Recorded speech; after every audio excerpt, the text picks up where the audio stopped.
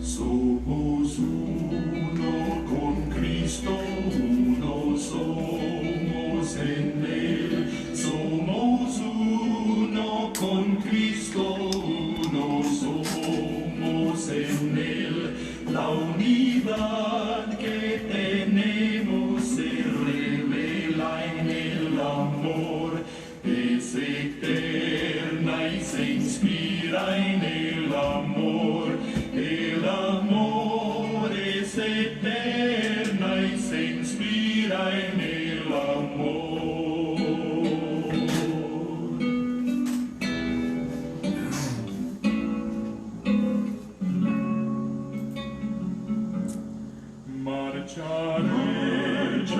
Marcharemos de la mano con Dios, marcharemos unidos de la mano con Dios, y así todos diremos el mensaje del Señor. Es eterna y se inspira en el amor. El amor es eterna y se inspira en el amor.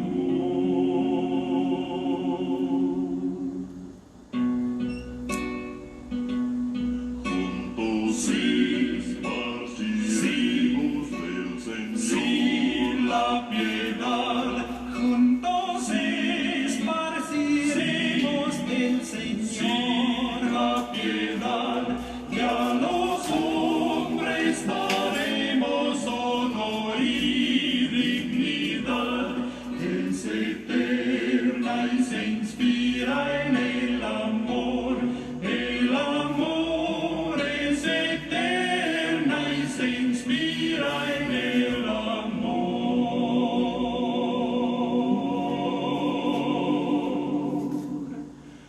Ora siempre a tu Padre, quien te da todo don. Ora siempre a tu Cristo, que es el Hijo de Dios. Y al Espíritu pide que nos da la unidad. Es eterna y se inspira en el amor. El amor es eterna y se inspira en el amor.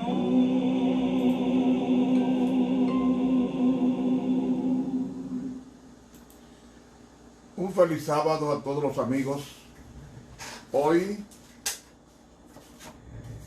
terminaremos el estudio sobre las 7 plagas que comenzamos anoche, así que bendiciones a todos los que nos están escuchando o mirando por internet.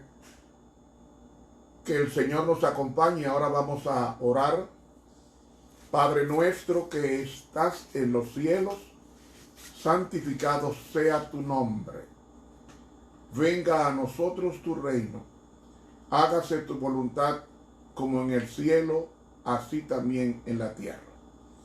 El pan nuestro de cada día, dánoslo hoy, y perdona nuestras deudas, así como nosotros perdonamos a nuestros deudores.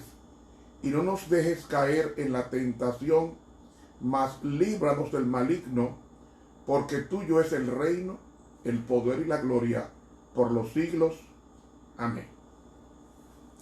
Hermanos, hoy terminaremos el estudio sobre las 7 postreras plagas. Pasaremos a la lectura del libro de Apocalipsis, donde nos quedamos anoche, y pasaremos a leer Apocalipsis, el capítulo 16, con relación a la quinta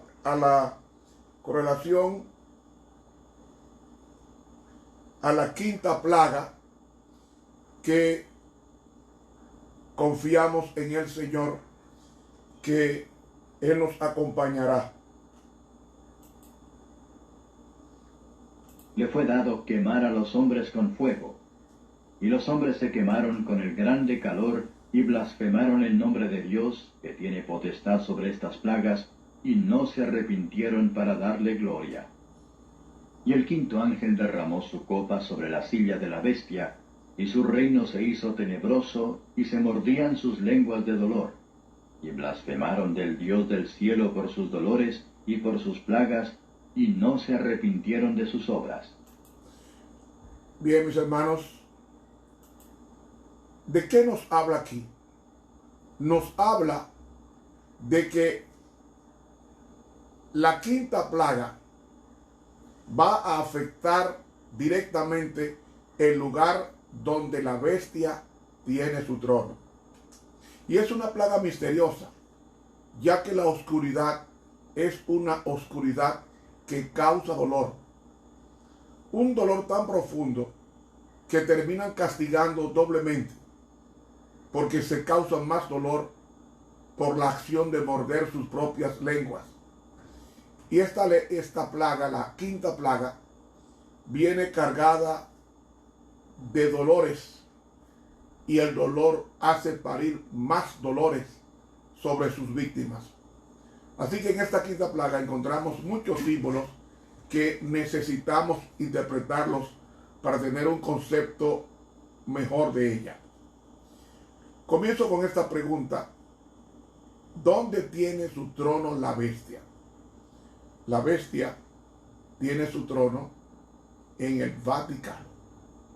Y esa pequeña ciudad que pertenecía a la antigua Roma es el centro de la administración de la Iglesia Católica. Es el centro del gobierno político de la Iglesia Católica. Es el centro religioso de la Iglesia Católica. Y además es la vivienda de los más altos dignatarios de esa iglesia. Entonces, esta plaga, que es una plaga universal, porque las últimas tres plagas son universales. Así que esta plaga se vierte o se derrama específicamente sobre el trono de la bestia y sobre todos los que habitan en la ciudad donde dirige la bestia. Y hay algo más que necesitamos entender, porque el versículo dice: el quinto ángel derramó su copa sobre el trono de la bestia y su reino se cubrió de tinieblas. Es decir, la plaga es derramada sobre el Vaticano y todo el reino es afectado. Ahora, necesitamos entender a qué se refiere la Biblia cuando menciona que también su reino se cubrió de tinieblas. Vamos a Apocalipsis capítulo 13 y el versículo 3, que dice: vi una de sus cabezas como herida de muerte, pero su herida mortal fue sanada, y se maravilló toda la tierra en pos de la bestia, o sea, siguiendo a la bestia. Y Apocalipsis 17, 1 y 2 leemos: vino uno de los 7 ángeles que tenían las 7 copas y habló conmigo diciendo: ven acá y te mostraré la condenación de la gran ramera que está sentada sobre muchas aguas. Ahora atención: con ella fornicaron los reyes de la tierra, y los que habitan en la tierra se embriagaron con el vino de su fornicación. Es decir, los reyes fornicaron porque en vez de estar los reyes casados con el Cordero, con Cristo, están casados con esta bestia. Y están tan contentos que celebran su fiesta y ellos se llenan de vino que ella brinda en el matrimonio y se embriagan con el vino de su fornicación. Lo mismo que pasó con la antigua Babilonia en la noche de Belsasar cuando muere. Y el versículo 15 nos dice: también me dijo, las aguas que has visto donde está sentada la ramera son pueblos y multitudes, naciones y lenguas. Entonces, en este texto se describe el mismo poder romano bajo el nombre de la Gran Ramera. Y notemos que la Biblia dice que la ramera está sentada sobre muchas aguas. Y aquí hay dos palabras importantes del idioma profético que no podemos pasar por alto. Ellas son las palabras aguas y sentarse. Aguas significa, según el versículo 15, multitud, gentes, muchedumbre. Y sentarse significa gobernar, regir. Por tanto, este texto se puede traducir: ven acá y te mostraré la condenación de la gran ramera que gobierna sobre mucha gente. Y estas gentes incluyen a los reyes de la tierra y también a los habitantes de la tierra. Y con toda seguridad, el reino de la bestia es universal, mundial. Así que esta plaga, aunque es especialmente derramada sobre la oficina central, el nocivo efecto de esta plaga es sentido en todos los seguidores que esta organización tiene en todo el mundo. Y desde el más viejo hasta el más joven, desde el más encumbrado hasta el más humilde, desde el más rico hasta el más pobre, desde el más intelectual hasta el iletrado, sufren las consecuencias de la quinta plaga que es derramada en la ciudad donde la bestia tiene su trono. También tenemos que notar que en esta plaga las personas que la reciben se muerden la lengua de dolor. Ahora, Dios nos dio la lengua con una función especial, y esa función especial es el habla. Y hablando de la misma bestia, pero con el nombre que le da Daniel de cuerno pequeño, la Biblia dice en Daniel 7:8, mientras yo contemplaba los cuernos, he aquí otro cuerno, uno pequeño, crecía entre ellos, y delante de él fueron arrancados 3 de los cuernos anteriores. Y he aquí que en este cuerno había ojos como ojos de hombre y una boca que hablaba arrogancia. Ahora comparemos con Apocalipsis 13:5, que dice: y a la bestia le fue dada una boca que hablara insolencias y blasfemias, y le fue dada autoridad para actuar por 42 meses. También le fue permitido dar aliento a la imagen de la bestia, para que la imagen de la bestia hablase e hiciera que fueran muertos todos los que no adoraran a la imagen de la bestia. Aquí encontramos que también el falso protestantismo usa la lengua para el mal, y en este caso para dar muerte a todos aquellos que no adoran a la bestia. Y la bestia ha usado su lengua para decir 2 capitales mentiras: de que el alma es inmortal y de que el domingo es el día de reposo en vez de sábado.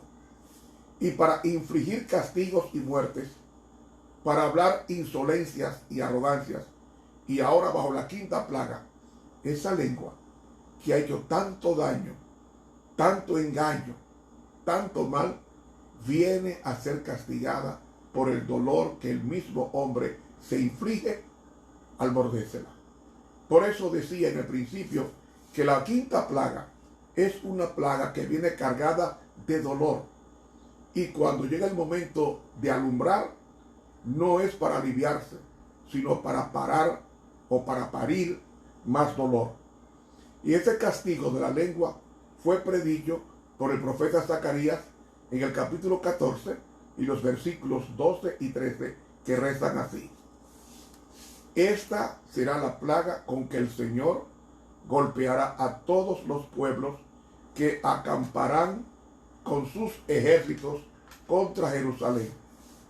Hará que se pudra su carne, aun estando ellos sobre sus pies.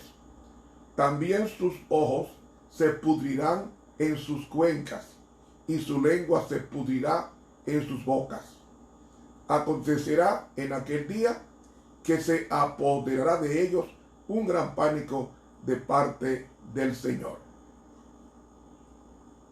Un gran pánico que parte del Señor, cada cual se asirá de la mano de su compañero y la mano de cada cual se levantará contra la de su prójimo. Para el cielo es algo demasiado serio cuando usamos nuestra lengua para hablar mentiras. Y nosotros vivimos en una sociedad que nos enseña que nuestra verdad puede ser cualquier verdad. Nos enseñan que la verdad puede ser relativa. Es decir, yo puedo construir y formar mi propia verdad, aunque ésta esté basada en la mentira. Generalmente escuchamos la expresión, esa es mi verdad. Y esto lo rezamos cuando no decimos la verdad completa o cuando solo decimos la parte que nos conviene. Pero la Biblia nos enseña algo diferente. La Biblia nos enseña que la verdad sí le importa a Dios. Él espera que nosotros seamos amantes de la verdad y que nuestras palabras sean verdaderas. Y Dios no ha pasado por alto dar una terrible reprimenda a la boca o lengua que pronuncie mentiras. Así que todo el que desea salvar tiene que tener la verdad en sus labios. Y en Apocalipsis 14:4 dice, estos son los que siguen al Cordero por donde quiera que va. Estos fueron redimidos de entre los hombres, primicias para Dios y para el Cordero. Y en sus bocas no se halló engaño, son sin mancha. Hay que hablar la verdad, sin importar las consecuencias. Pasemos ahora a la sexta plaga, la más comentada de todas las plagas por muchos estudiosos o eruditos de la palabra de Dios. Esta plaga se encuentra en el capítulo 16, pero ahora comenzando en el versículo 12 y termina con el versículo 16. Y el sexto ángel derramó su copa sobre el gran río Éufrates, y el agua de él se secó, para que fuese preparado el camino de los reyes del oriente. Y vi salir de la boca del dragón, y de la boca de la bestia, y de la boca del falso profeta, 3 espíritus inmundos a manera de ranas, porque son espíritus de demonios que hacen señales para ir a los reyes de la tierra y de todo el mundo, para congregarlos para la batalla de aquel gran día del Dios Todopoderoso. He aquí yo vengo como ladrón. Bienaventurado el que vela y guarda sus vestiduras, para que no ande desnudo y vean su vergüenza. Y los congregó en el lugar que en hebreo se llama Armagedón. Vamos a parar la lectura ahí y vamos a pasar al comentario. La sexta plaga comienza recordándonos una historia del Antiguo Testamento, como lo es la caída de Babilonia. Pero por el pecado de idolatría de Israel, Dios había ordenado a su siervo Nabucodonosor a que invadiera Israel y lo llevara cautivo. En Jeremías capítulo 29 y los versículos 6 al 10 leemos: Casaos y engendrad hijos e hijas, dad mujeres a vuestros hijos y dad maridos a vuestras hijas, para que tengan hijos e hijas, y multiplicaos ahí y no os disminuyáis, y procurad la paz de la ciudad a la cual os hice transportar, y rogad por ella a Jehová, porque en su paz tendréis vosotros paz. Porque así dicho Jehová de los ejércitos, Dios de Israel: no os engañen vuestros profetas que están entre vosotros, ni vuestros adivinos, ni atendáis a los sueños que soñáis, porque falsamente os profetizan ellos en mi nombre. No los envié, ha dicho Jehová. Porque así dijo Jehová: cuando en Babilonia se cumplan los 70 años, yo os visitaré y despertaré sobre vosotros mi buena palabra, para haceros volver a este lugar. Hasta aquí la cita. El profeta Jeremías estaba muy bien informado de lo que estaba pasando con los exiliados judíos que vivían en tierra de Babilonia. Y se dio cuenta que en Babilonia había descontento. Los judíos exiliados estaban tratando de formar una revuelta en contra del rey Nabucodonosor. Y todas estas ideas eran alimentadas por los falsos profetas que vivían en Babilonia. Y esos falsos profetas aún seguían predicando que el exilio del pueblo de Dios solamente duraría un par de años o cualquier tiempo menor, y que Jeremías les estaba confirmando que la idea de un regreso temprano era imposible y que Dios ya había ordenado que el exilio duraría 70 años. Por eso dice Jeremías 29:5, edificad casas y habitadlas y plantad huertos y comed del fruto de ellos. Esta orden tiene dos enseñanzas. La primera era reconocer y aceptar la verdad que estaban viviendo. La segunda enseñanza era que ellos entendieran que el exilio duraría por lo menos 3 generaciones y así se cumplirían los 70 años de cautiverio. Además muestra con la benevolencia, o sea, la tolerancia, que estos exiliados eran tratados por los babilonios cuando se les permitía ser poseedores tanto de tierras como de casas. Y tenían que seguir las instrucciones divinas, mantenerse ocupados plantando huertos y comiendo del fruto de ellos. Y Dios les aseguraba que ni las casas, ni las propiedades, ni los huertos se les serían quitados mientras ellos decidieran vivir en paz. Y Jeremías deseaba que el pueblo de Israel dejara su amargura, dejara sus rencores y comenzara a vivir una vida normal en su nueva nación. ¿Por qué ellos estaban en el exilio? Porque Dios había dicho en Éxodo capítulo 23 y los versículos del 10 al 11 lo siguiente: 6 años sembrarás tu tierra y recogerás tu cosecha, mas el 7º año la dejarás libre, para que coman los pobres de tu pueblo, y de lo que quedare comerán las bestias del campo. Así harás con tu viña y con tu olivar. Mis hermanos, los judíos, Dios había dicho: en la tierra de Canaán ustedes tendrían que sembrar durante 6 años. Pero el 7º año la tierra no se va a sembrar ni se va a trabajar en ella. Déjenla tranquila, que guarde su sábado para que los animales coman. Y ellos lo que hicieron fue que en vez de poner la tierra a descansar cada 7º año, guardando su sábado el planeta Tierra, ellos lo que hicieron fue que trabajaron casi 500 años sin guardar su sábado la tierra. Entonces, como ellos trabajaron 490 años, ¿cuántos sábados se le debía a la tierra de reposo? Usted divide 490 años entre 7, le da 70 años.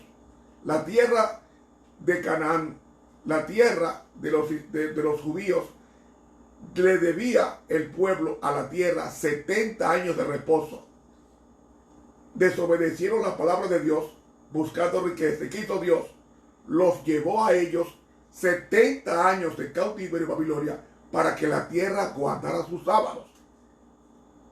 Y mis hermanos, en 2 de Crónicas capítulo 3 versículo 21 dice textualmente la palabra de Dios: que Dios mandó al exilio a su pueblo para que se cumpliese la palabra de Jehová por boca de Jeremías, hasta que la tierra hubo gozado de sábado, porque todo el tiempo de su asolamiento reposó hasta que los 70 años fueron cumplidos.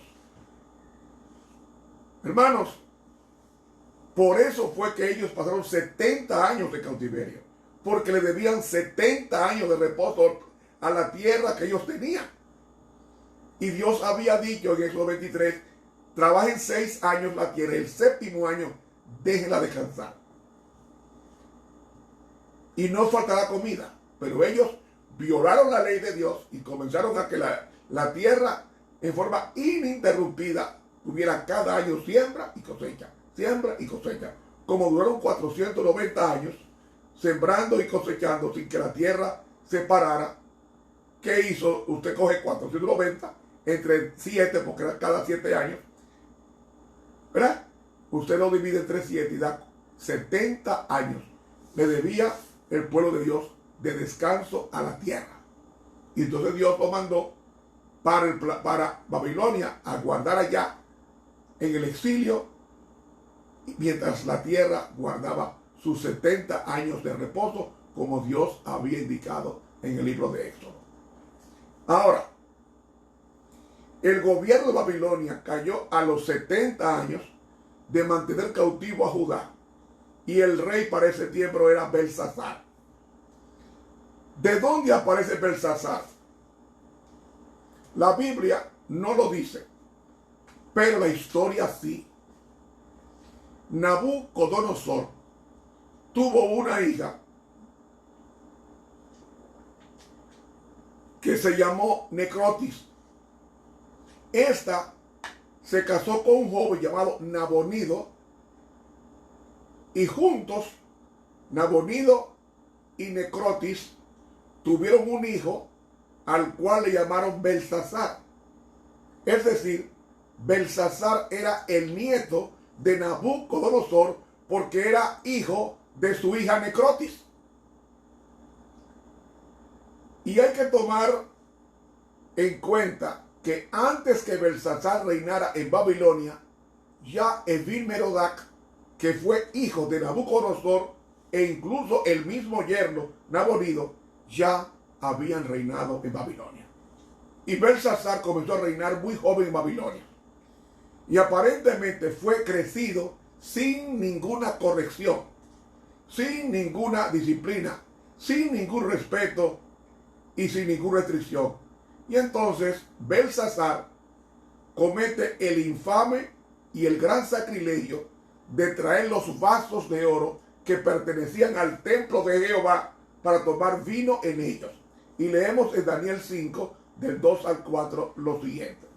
Mientras saboreaba el vino, Belsasar, que era nieto del rey, ordenó traer los vasos de oro y plata que Nabucodonosor, su padre, mejor dicho, su abuelo, porque llevaba padre también a los abuelos, había sacado del templo que estaba en Jerusalén, para que vivieran en ellos el rey y sus nobles, sus mujeres y sus concubinas. Entonces trajeron los vasos de oro que habían sido sacados del templo, la casa de Dios que estaba en Jerusalén, y el rey y sus nobles, sus mujeres y sus concubinas bebieron en ellos. Bebieron vino y alabaron a los dioses de oro 1, plata 2, bronce 3, hierro 4, madera 5 y piedra 6. 6, porque el 6 era un número sagrado para los babilonios. De ahí es que sale el 666. Mis hermanos, es consabido que esa misma noche cae el reino de Babilonia dirigido por Belsasar, el reino más fuerte, el reino más sublime y más avanzado que ha existido en la tierra. Y quiero decirle algo a ustedes sobre Babilonia. Babilonia era una superpotencia que hasta hoy se admira y se alaba por sus adelantos en el conocimiento y la ciencia. Y pónganme atención a lo que voy a decir.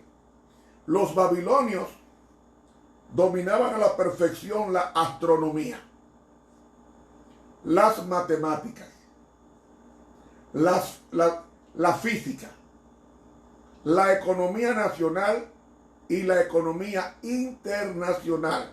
Babilonia. Es más, el sistema bancario que hay en el mundo hoy, como decir el Fondo Monetario Internacional, el Banco Mundial, todas estas entidades financieras fueron fundadas por los babilonios. Es más, los babilonios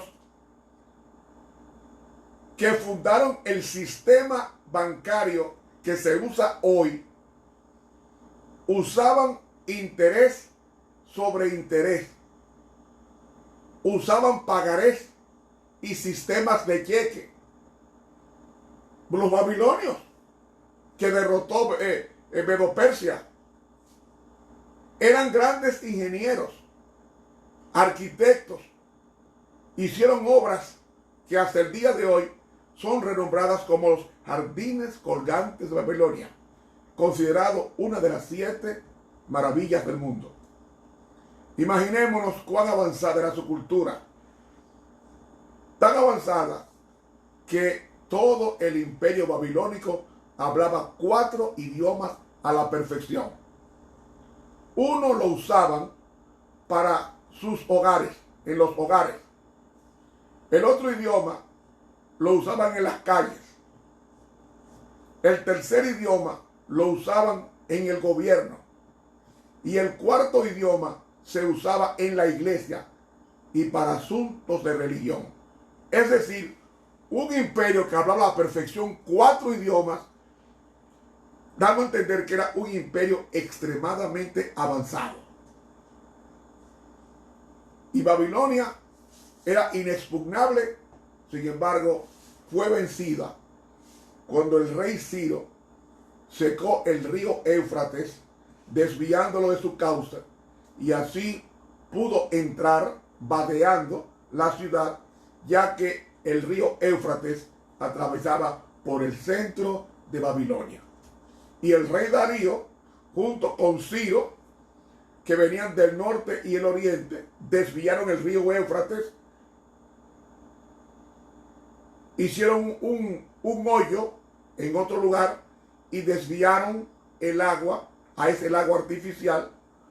Y según la historia, Nabucodonosor había construido canales de irrigación grandes en las afueras de Babilonia y fue desviando el río a todos esos canales que Ciro el Grande logró secar el río Éufrates para que pudieran la soldadesca medo-persa pasar con el río bajo vadeando y entrar al corazón de la ciudad y tomarla por sorpresa de noche. Y la Biblia y la historia aseguran que en medio de la borrachera nacional se les olvidó bajar las macizas puertas de bronce que protegían la ciudad en la entrada y salida del río. Eso está en el libro de Isaías. Pero dice Apocalipsis 16 que el 6º ángel derramó su copa sobre el gran río Éufrates y sus aguas se secaron para que fuese preparado el camino de los reyes de Oriente. ¿Quiénes eran los reyes de Oriente en esos días?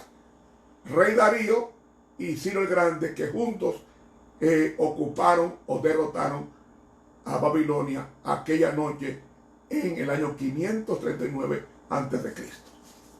Ahora, mis hermanos, ya comentamos la historia de cómo es que cae Babilonia literal, física. Ahora vamos a hablar de la Babilonia espiritual. Ustedes saben que la mayoría de las ciudades que son prósperas, que son ricas, que son lujosas, que son desarrolladas, opulentas, florecientes, son las ciudades que están junto a las aguas, ya sean ríos, ya sean lagos, ya sean bahías, ya sean penínsulas o el mismo mar. Un ejemplo, Nueva York. Nueva York está próximo al río Hudson. Y así podríamos decir de otras tantas ciudades. Las ciudades lujosas y prósperas, la mayoría de ellas están próximo al mar, o a ríos, o a lagos. Por ejemplo, Chicago, la ciudad de los vientos, los grandes lagos que hay en el lago de Michigan, los 5 grandes lagos. Chicago, una ciudad muy próspera. Yo estuve allá y aprendí mucho en Chicago y de Chicago. Entonces, mis hermanos, esas ciudades que están a la orilla del mar o de las aguas, también tienen un lado oscuro y son reconocidas como fuentes de maldad, de pecado, de vicios, de crímenes y de pobreza. Así que el ángel derrama su copa sobre el gran río Éufrates y las aguas se secaron para que fuese preparado el camino de los reyes de Oriente. En la historia, los reyes de Oriente eran Darío y Ciro. Eso es históricamente comprobado, que ocuparon a Babilonia en el año 539 a.C. Ahora, ¿qué aplicación tiene esto? En Apocalipsis 17:1 dice: vino uno de los 7 ángeles que tenían las 7 copas y habló conmigo diciendo: ven acá y te mostraré la condenación de la gran ramera que está sentada sobre muchas aguas. Y el versículo 15 nos dice: las aguas que has visto donde está sentada la ramera son pueblos y multitudes, naciones y lenguas. Saben, hermanos, la iglesia católica es una iglesia opulenta, rica, floreciente, próspera y atractiva. Y esto es en parte por la cantidad exagerada de feligreses que tiene, más de 1.000 millones. Y sus feligreses vienen de todas partes del mundo, de toda lengua, de todo color, de todo nivel educativo, de todo estrato social, desde la realeza hasta el esclavo. Y sus cardenales son personas muy estudiadas, con varios doctorados, y tienen que saber dominar varios idiomas, entre ellos, por obligación, el latín. Fíjense que el Papa se viste de color blanco, de color rojo o de color morado. Nunca usted lo va a ver vestido de azul, porque el azul es el color de la ley de Dios. Fíjense que los cardenales se visten de rojo o morado, tal como lo dice la Biblia en Apocalipsis 18 del 15 al 16. Léalo. Los mercaderes de estas cosas que se han enriquecido a costa de ella se pararán lejos por el temor de su tormento, llorando y lamentando y diciendo: ¡ay, ay de la gran ciudad que estaba vestida de lino fino! ¿Qué es eso? Blanco, de púrpura, o sea, morado, y de escarlata, o sea, rojo, y estaba adornada de oro, de piedras preciosas y de perlas. La palabra cardenal significa herida, y de allí el color rojo de su vestimenta. Y en Isaías 53 dice que por sus heridas, o sea, por sus cardenales, nosotros fuimos curados. Así que, mis hermanos, su larga historia, sus costumbres, sus tradiciones, su ciudad, sus templos, catedrales, escuelas, universidades, hospitales, centros de caridad, sus líderes, liturgia, idioma, gobierno, diplomacia, orden, organización, conocimiento, influencia y experiencia hace que se cumpla la Biblia cuando predijo: y vi una de sus cabezas como herida de muerte, y la llaga de su muerte fue curada, y toda la tierra maravillada siguió a la bestia. Apocalipsis 13. El mundo entero se maravilla ante tanta extravagancia, pompa, lujo, vanagloria terrenal, y el mundo entero la apoya y la admira en gran manera. Y la sexta plaga es esto lo que destruye precisamente. La sexta plaga destruye todo ese apoyo y toda esa admiración que existe para la Iglesia Católica y para el papado. O sea, la sexta plaga seca totalmente el río Éufrates, que dicho sea de paso, la palabra Éufrates significa fructífero, donde la bestia o Babilonia está sentada. O sea, la sexta plaga termina la admiración, el respeto y el apoyo que la gente tiene por la Iglesia Católica y el Vaticano. Encontramos un texto donde habla que los reyes de la tierra, que son 10 cuernos, que representan a los 10 países originales de Europa, llegan a odiar tanto a la ramera que la desnudan, la desuelan, la asesinan y la queman. Y esto prepara el camino para la venida de Jesucristo y su séquito de ángeles a la tierra. Leemos en Apocalipsis 17, 16. Y los 10 cuernos que viste en la bestia, estos aborrecerán a la ramera y la dejarán desolada y desnuda y devorarán sus carnes y la quemarán con fuego. Con relación a la quinta plaga, el Espíritu de Profecía dice en el Conflicto de los Siglos, página 713, lo siguiente. Los hombres ven que fueron engañados. Se acusan unos a otros de haberse arrastrado mutuamente a la destrucción, pero todos concuerdan para abrumar a los ministros con la más amarga condenación. Los pastores infieles profetizaron cosas lisonjeras, indujeron a sus oyentes a menospreciar la ley de Dios y a perseguir a los que querían santificarla. Ahora, en su desesperación, estos maestros confiesan ante el mundo su obra de engaño. Las multitudes se llenan de furor. Estamos perdidos, exclaman, y vosotros sois causa de vuestra perdición. Y se vuelven contra los falsos pastores. Precisamente aquellos que más los admiraban en otros tiempos pronunciarán contra ellos las más terribles maldiciones. Las manos mismas que los coronaron con laureles se levantarán para aniquilarlos. Las espadas que servían o debían servir para destruir al pueblo de Dios se emplean ahora para matar a sus enemigos. Por todas partes hay luchas y derramamiento de sangre. Conflicto de los siglos, página 713. Pero la sexta plaga aún no ha terminado. Después de secar el río donde estaba sentada la gran ramera, esta plaga continúa.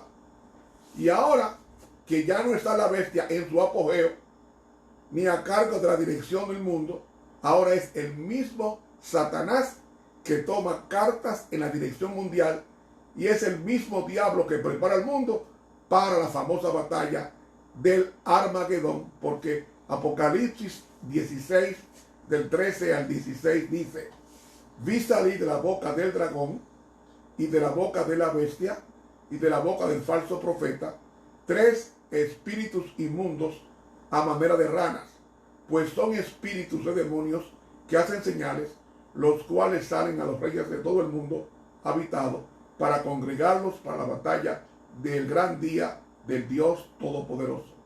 He aquí yo vengo como ladrón. Bienaventurado el que vela y guarda sus vestidos para que no ande desnudo y vean su vergüenza. Y los congregó en el lugar que se llama en hebreo Armagedón.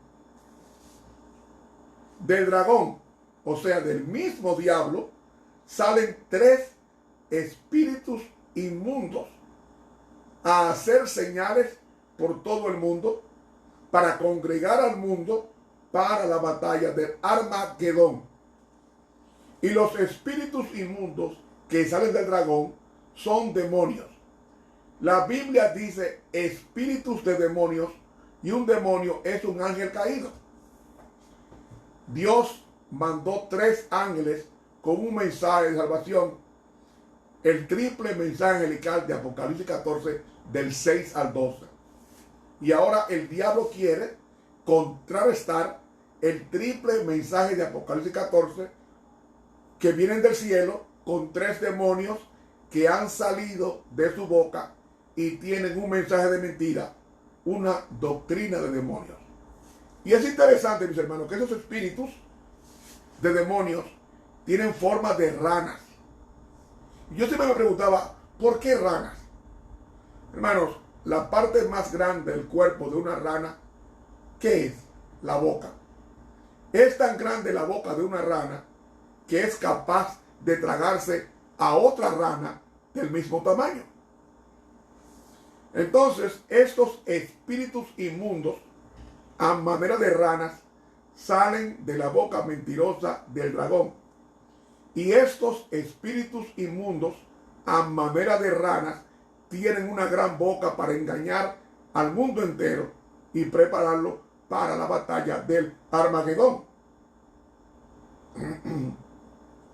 Ahora usted preguntará, ¿cuál es la batalla del Armagedón? Hay muchos que creen que la batalla del Armagedón es una batalla que se va a librar entre los ejércitos de China, Rusia y Arabia contra Israel, quien es ayudado por los Estados Unidos. Otros creen que la batalla de Armagedón es la Tercera Guerra Mundial. Pero mis hermanos, la batalla de Armagedón es la batalla entre Cristo y su pueblo contra Satanás y sus seguidores. Es la última batalla del impío contra el pueblo de Dios. Leemos en el conflicto de los siglos, en la página 693, lo siguiente. La inspiración dice así, un solo párrafo. Cuando los que honran la ley de Dios hayan sido probados de la protección de las leyes humanas, empezará en varios países un movimiento simultáneo para destruirlos. Conforme vaya acercándose el tiempo señalado en el decreto, el pueblo conspirará para extirpar la secta aborrecida. Se convendrá en dar una noche el golpe decisivo que reducirá completamente al silencio la voz disidente y reprensora. Conflicto de los siglos, página 693. A muchos adventistas no nos gusta cuando nos llaman secta. Y eso es exactamente lo que nos van a decir. Porque la iglesia de Cristo nunca fue la religión más grande, ni la más popular.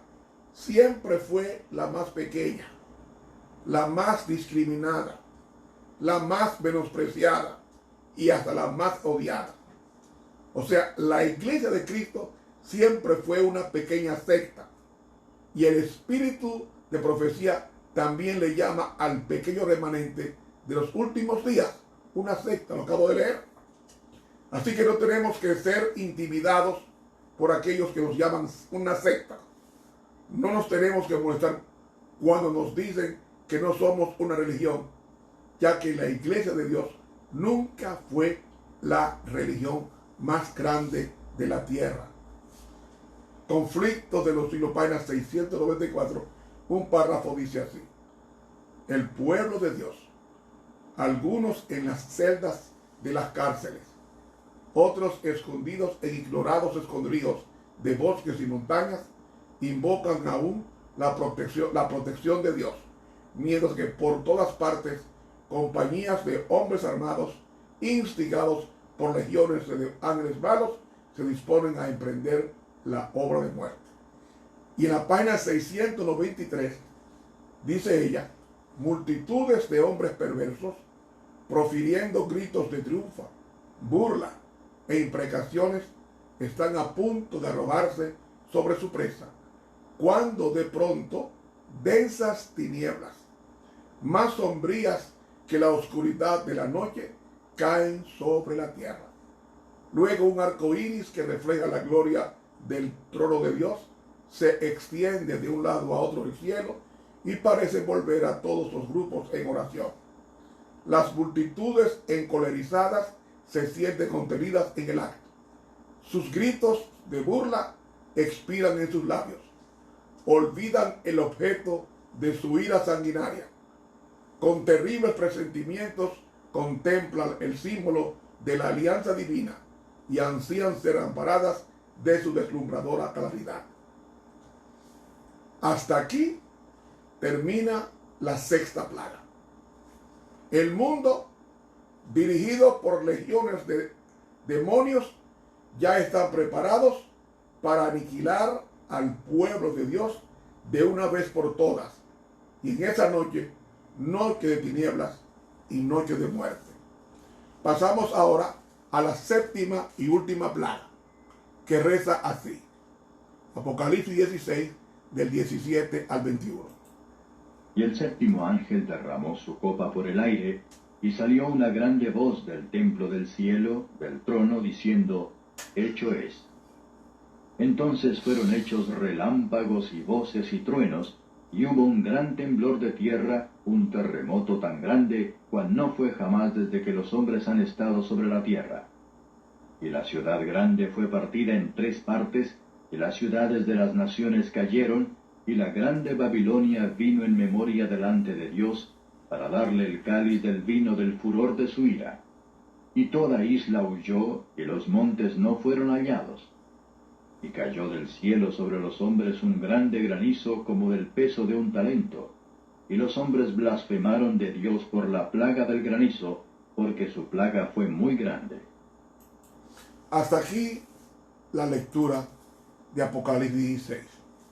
Esta profecía también la encontramos en el Antiguo Testamento y fue escrita a manera de canto por el profeta Asaf, entregada al músico principal de Israel llamado Yedutún, y el himno se titula Meditación sobre los hechos poderosos de Dios, que es el Salmo 77 del 16 al 18, que reza así: Te vieron las aguas, oh Dios, las aguas te vieron y temieron. Los abismos también se estremecieron. Las nubes echaron inundaciones de aguas. Tronaron los cielos y discurrieron tus rayos. La voz de tu trueno estaba en el torbellino. Tus relámpagos alumbraron al mundo. Se estremeció y tembló la tierra. Así que la séptima plaga, hermano y amigo, tiene muchos fenómenos extraordinarios. Primero, se escucha una voz que sale del templo, allá en el cielo, y pronuncia las palabras que pronunció Cristo cuando iba a morir, que era: consumado es. A esta voz le siguen relámpagos, voces, truenos y un gran terremoto cual nunca ha habido en la tierra. Con relación a esto, el conflicto de los siglos, apenas 693, en el capítulo titulado La liberación del pueblo de Dios, dice así: multitudes de hombres perversos, profiriendo gritos de triunfo, burlas e imprecaciones, están a punto de arrojarse sobre su presa, cuando de pronto densas tinieblas, más sombrías que la oscuridad de la noche, caen sobre la tierra. Luego un arco iris que refleja la gloria del trono de Dios se extiende de un lado a otro del cielo y parece volver a todos los grupos de oración. Las multitudes encolerizadas se sienten contenidas en el acto. Sus gritos de burla expiran en sus labios. Olvidan el objeto de su ira sanguinaria. Con terribles presentimientos contemplan el símbolo de la alianza divina y ansían ser amparadas de su deslumbradora claridad. Conflictos de los siglos, página 693, Espíritu de la profecía. Hasta este párrafo que acabo de leer, llegamos a la sexta plaga. Y esa misma noche, que es la noche del Armagedón, la noche que se le dará muerte a la secta aborrecida, es la misma noche que Jesucristo interviene para salvar a su pueblo. Esa misma noche es la segunda venida de Cristo, la resurrección, la liberación de los santos y el primer día de la eternidad para los salvos. Entonces, concluimos el estudio que comenzó ayer sobre las 7 plagas con lo siguiente. La sexta plaga termina de una vez por todas con la gran ramera, secándole el río donde ella estaba sentada. Y también la sexta plaga es la que prepara el camino para la gran batalla del Armagedón. Y esto es cuando los demonios en forma de hombres, es decir, humanados, conducen al pueblo para dar el golpe de muerte a los hijos de Dios en una noche determinada. Entonces, la séptima plaga son todos los fenómenos naturales que acontecen antes de la segunda venida de Cristo en gloria. Todos estos fenómenos naturales paralizan de terror al impío, y esto hace que los hijos de Dios no sean aniquilados en la noche del Armagedón. Estos fenómenos naturales son la intervención de Dios para proteger a su pueblo y evitar ser aniquilados. Por consecuencia, quedan con vida para recibir a Cristo en su segunda venida. Leemos en el conflicto de los siglos, página 694, esta importante declaración. Entonces, en la hora de supremo apuro, es cuando el Dios de Israel intervendrá para librar a sus escogidos. El Señor dice, es a medianoche cuando Dios manifiesta su poder para librar a su pueblo. Sale el sol en todo su esplendor. Se suceden señales y prodigios con rapidez. Los malos miran la escena con terror y asombro, mientras los justos contemplan con gozo las señales de su liberación. La naturaleza entera parece trastornada. Los ríos dejan de correr. Nubes negras y pesadas se levantan y chocan unas con otras. En medio de los cielos conmovidos hay un claro de gloria indescriptible, de donde baja la voz de Dios, semejante al ruido de muchas aguas, diciendo, hecho es. Conflicto de los siglos, página 694. Entonces sigue diciendo ella, ahí, esa misma voz sacude los cielos y la tierra. Se sigue un gran terremoto, cual no fue jamás desde que los hombres han estado sobre la tierra. El firmamento parece abrirse y cerrarse. La gloria del trono de Dios parece cruzar la atmósfera. Los montes son movidos como una caña al soplo del viento, y las rocas quebrantadas se esparcen por todos lados. Se oye un estruendo como de cercana tempestad. El mar es azotado con furor. Se oye el silbido del huracán como voz de demonios en misión de destrucción. Toda la tierra se alborota e hincha como las olas del mar. Su superficie se raja. Sus mismos fundamentos parecen ceder. Se hunden cordilleras. Desaparecen islas habitadas. Los puertos marítimos que se volvieron como Sodoma por su corrupción son tragados por las enfurecidas olas. La grande Babilonia vino en memoria delante de Dios para darle el cáliz del vino del furor de su ira. Pedrisco grande, cada piedra como del peso de un talento, es decir, algunas 65 libras, hace su obra de destrucción. Las más soberbias ciudades de la tierra son arrasadas. Los palacios suntuosos en que los magnates han malgastado sus riquezas en provecho de su gloria personal caen en ruinas ante su vista. Los muros de las cárceles se parten de arriba abajo y son libertados los hijos de Dios que habían sido apresados por su fe. Luego, en la página 695, continúa diciendo: densas nubes cubren aún el firmamento. Sin embargo, el sol se abre paso de vez en cuando, como si fuese el ojo vengador de Jehová.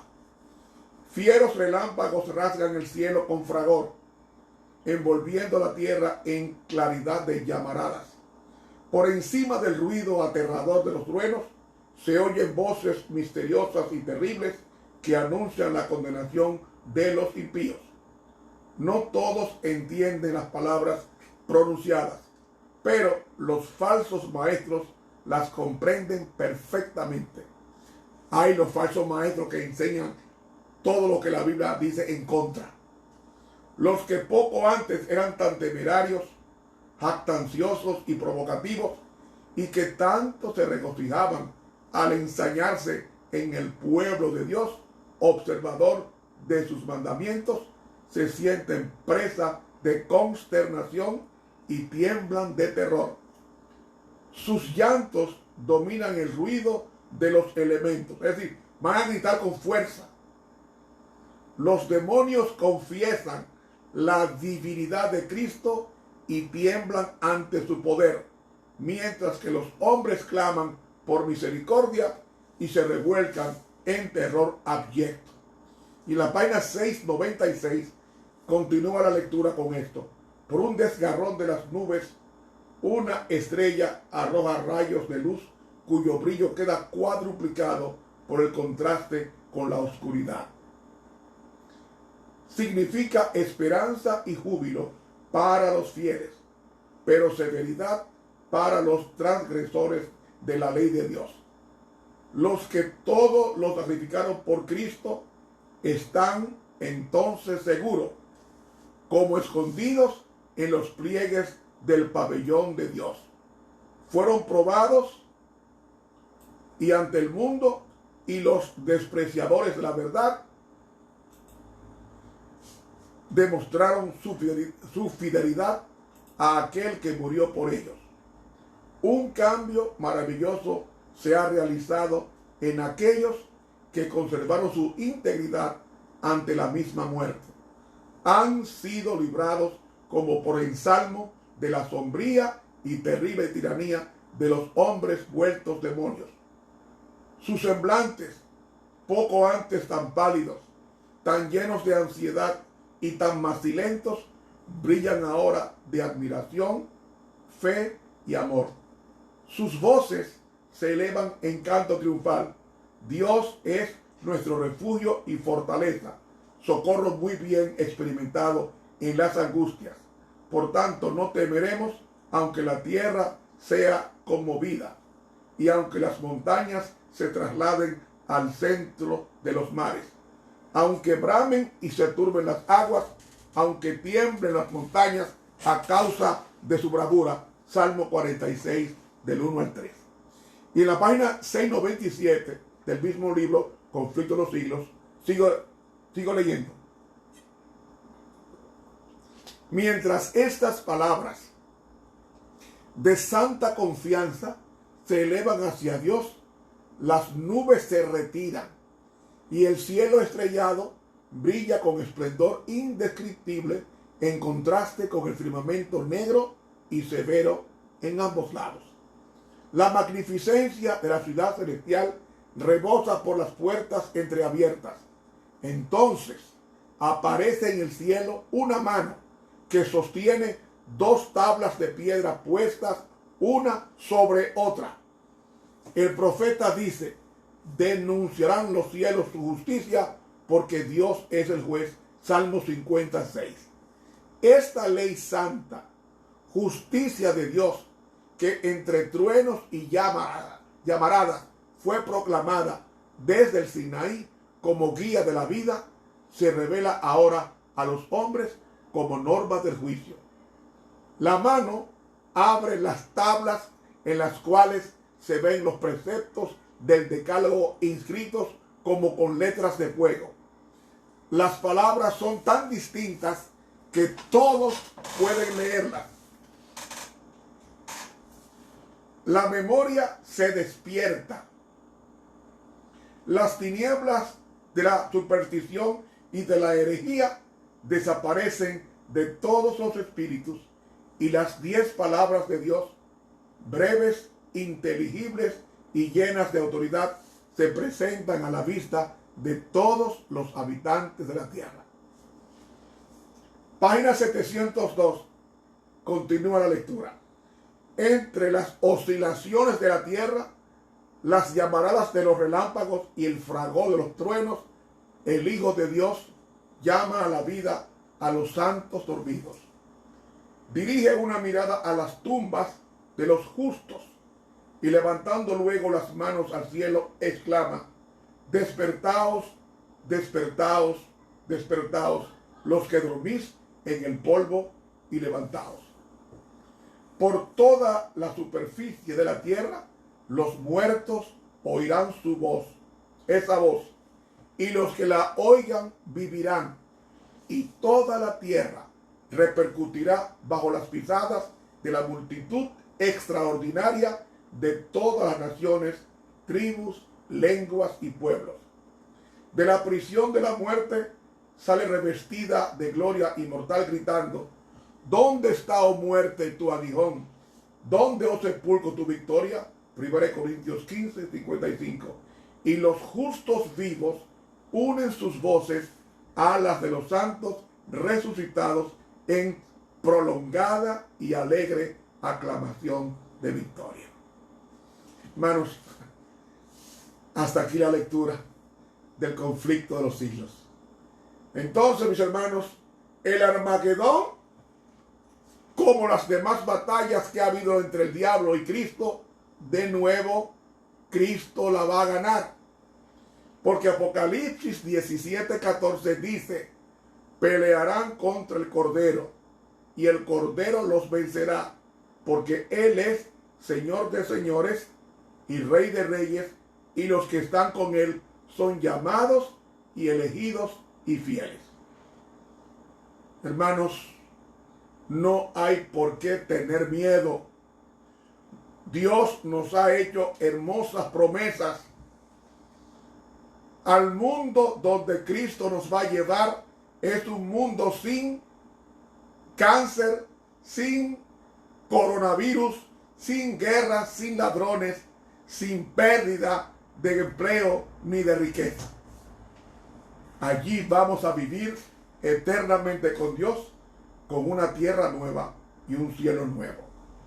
El conflicto de los siglos, en la página 712, dice así: el mundo ve a aquellos mismos de quienes se burló y a quienes deseó exterminar, pasar sanos y salvos por entre pestilencias, tempestades y terremotos. ¿Ve? El que es un fuego consumidor para los violadores de la ley es un seguro pabellón para su pueblo. ¿Qué le parece? No le temamos al coronavirus. Lavémonos bien las manos, cubramos la cara con máscara y guantes, y mantengamos aislados 6 pies de distancia el uno del otro, y el mal no nos va a tocar. El conflicto de los siglos, página 688, dice la inspiración así: si los hombres tuviesen la visión del cielo, verían compañías de ángeles poderosos en fuerza, estacionados en torno de los que han guardado la palabra de la paciencia de Cristo. Con ternura y simpatía, los ángeles han presenciado la angustia de ellos y han escuchado sus oraciones. Aguardan la orden de su jefe para arrancarlos al peligro, pero tienen que esperar un poco más. El pueblo de Dios tiene que beber de la copa y ser bautizado con el bautismo. La misma demora que es tan penosa para ellos es la mejor respuesta a sus oraciones. Mientras procuran esperar con confianza que el Señor obre, son inducidos a ejercitar su fe, esperanza y paciencia como no lo hicieron durante su experiencia religiosa anterior. Sin embargo, el tiempo de angustia será acortado por amor de los escogidos. ¿Y acaso Dios no defenderá la causa de sus escogidos que claman a Él día y noche? Os digo que defenderá su causa pronto. Lucas 18, 7 y 8. El fin vendrá más pronto de lo que los hombres esperan. Gloria a Dios. El trigo será recogido y atado en gavilla, que son los hijos de Dios, para el granero de Dios. La cizaña, que son los malos, será amarrada en haces para los fuegos destructores. En la página 689 dice: los centinelas celestiales, fieles a su cometido, siguen vigilando. Por más que un decreto general haya fijado el tiempo en que los observadores de los mandamientos puedan ser muertos, sus enemigos en algunos casos se anticiparán al decreto y tratarán de quitarles la vida antes del tiempo fijado. Pero nadie puede atravesar el cordón de los poderosos guardianes colocados en torno de cada fiel.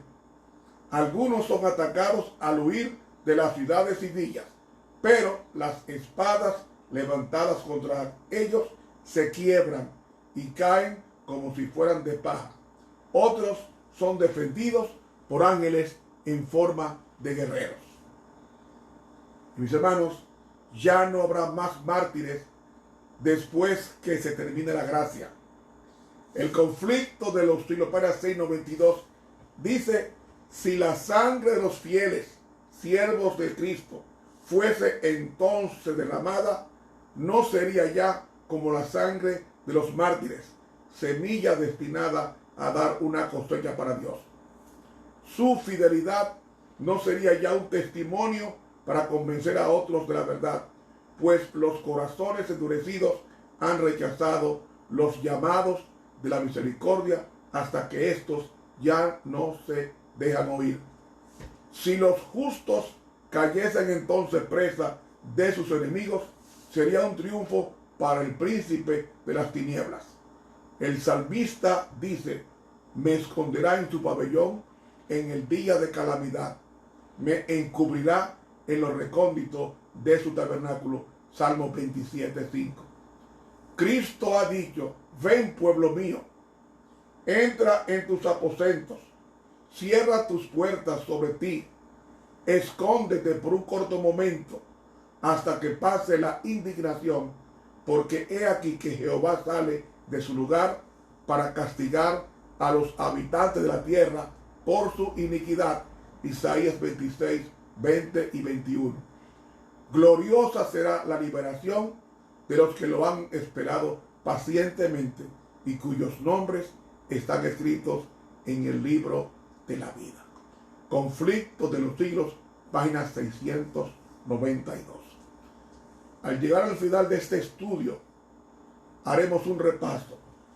La primera plaga es una sarna en todo el cuerpo, como la de Job, pero sin sanar. Es una plaga contra la idolatría de las riquezas personales. La segunda plaga, el mar convertido en sangre, destruye el comercio, también es parcial. La tercera plaga, los ríos se vuelven sangre, que es parcial. La cuarta plaga, el sol quema a los hombres, es contra la adoración del domingo como el día del sol. La quinta plaga, la cuarta plaga es parcial. Joel capítulo 1 dice que es parcial. La quinta plaga ya es universal. Tiniebla sobre la bestia en el trono. La sexta plaga, el Armagedón, es universal. Y la séptima plaga, terremoto y granizo, también es universal. Hermanos, sabemos que Dios ganará la guerra del Armagedón. El Armagedón es la lucha entre el pueblo de Dios y los hijos del diablo. Uno dirigido por Dios y el otro dirigido por Satanás. Yo pregunto, si la Biblia asegura que Cristo ganará la batalla, si Cristo va a ganar la batalla, porque la Biblia nos dice en Apocalipsis 17:14, pelearán contra el Cordero y el Cordero los vencerá, porque Él es Señor de señores y Rey de reyes, y los que están con Él son llamados, elegidos y fieles. Hermanos, sabiendo que Dios ganará la guerra del Armagedón, ¿con cuál estaremos? ¿Con el seguro ganador o con el perdedor? ¿Con Cristo como ganador o con Satanás el perdedor? Hermanos, vivimos tiempos difíciles, tiempos terribles. Hasta este momento, 3 de abril, van más de 10,000 muertos.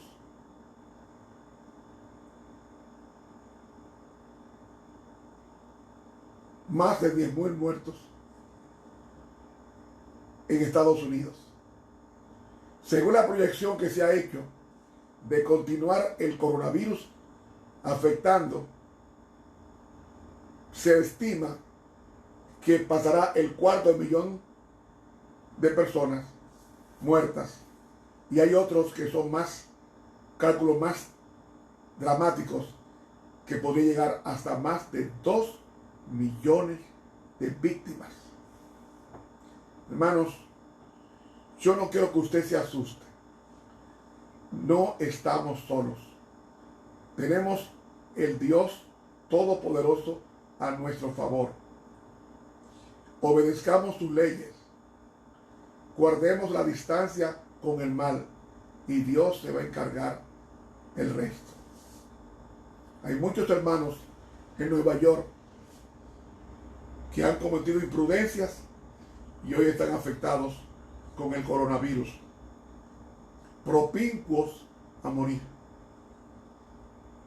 Yo quiero pedirle a los hermanos que mañana sábado, que por favor no cometamos el error de reunirnos en iglesias cuando podemos reunirnos con nuestra familia cristiana a recibir y a ver el sermón, ya sea por internet o ya sea directamente por radio, por la emisora de nuestros respectivos países, a escuchar un mensaje de aliento, de esperanza. No estamos solos. El Señor viene pronto para librarnos de tanto sufrimiento. Y Dios quiere que nosotros sepamos que no estamos solos. Dios es nuestro amparo y fortaleza. Aprendamos a desintoxicarnos de todo aquello que nos detenga nuestro crecimiento hacia el cielo. Hermanos, ¿con cuál de los dos tú vas a estar? ¿Con el Cordero o con el dragón? Hermanos, vamos a orar. Pedirle a Dios que nos ayude a poner en práctica tu palabra. Padre Santo que estás en los cielos, después de estos estudios de las 7 últimas plagas, te pedimos que por este medio confirmemos nuestra suerte contigo. Que aprendamos que no debemos temer al futuro, porque Cristo es nuestro amparo y fortaleza. Nuestro pan y nuestras aguas, dice la Biblia, están seguras, porque proceden de las manos de Dios. Danos una noche de paz, un gozo en Cristo Jesús, y mañana continuar guardando el sábado conforme al mandamiento. Esta oración es ofrecida en el bendito y glorioso nombre de Cristo Jesús. Amén. Mis hermanos, que Dios nos bendiga, que Dios nos ayude a ser fieles hasta el fin. Veamos lo que veamos en la iglesia, no nos desanimemos. Somos uno con Cristo, miremos a Cristo. No cometa el error de abandonar la iglesia porque el pastor fulano o el anciano fulano dio mal testimonio. No, ni el pastor fulano ni el anciano fulano murió por ti en el Calvario. Fue Cristo. Sé fiel a Cristo, sigue adelante y al final nos reuniremos en cielos nuevos y en tierra nueva. Que Dios te bendiga. Te habló el profesor Ramón Romero. Buenas noches.